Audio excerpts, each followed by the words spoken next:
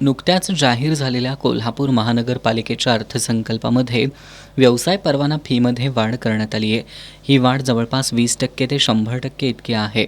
ही दरवाढ कमी करावी या मागणीसाठी Kolhapur chamber of commerce and इंडस्ट्रीजच्या पदाधिकाऱ्यांनी महापालिका आयुक्त के मंजुलक्ष्मी, अतिरिक्त आयुक्त राहुल रोकडे यांच्या समवेत अनेक वेळा बैठक घेतली.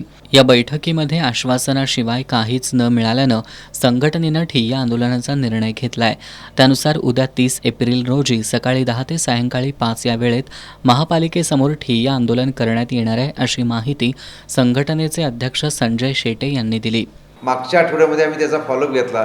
फॉलोअप घेत असताना त्यांनी आज करूया मुदतवाढ देखील 30 तारखेला मुदतवाढ संपते आहे परवा नूतनीकरणाची, त्याची मुदतवाढ 2 महिने द्या हे देखील सांगितलं.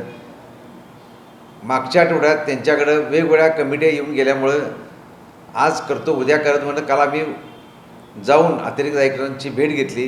त्यावर त्यांनी सांगितले मंगळवारी आमची बैठक आहे, त्या बैठकीत निर्णय काय होता आम्ही कळवू.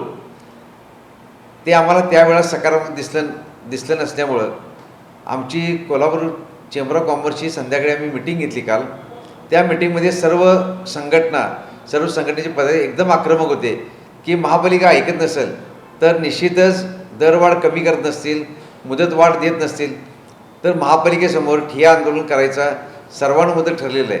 आणि उद्या 30 तारखेला सकाळी 10 वाजल्यापासून संध्याकाळी 6 वाजेपर्यंत महापालिके दारात परवाना दरवाढ आणि नूतन परवान्याचा आणि बाकीच्या ज्या परवान्यामध्ये अडचणी आहेत त्या संदर्भात उद्या आम्ही ठिय्या आंदोलन करत आहे.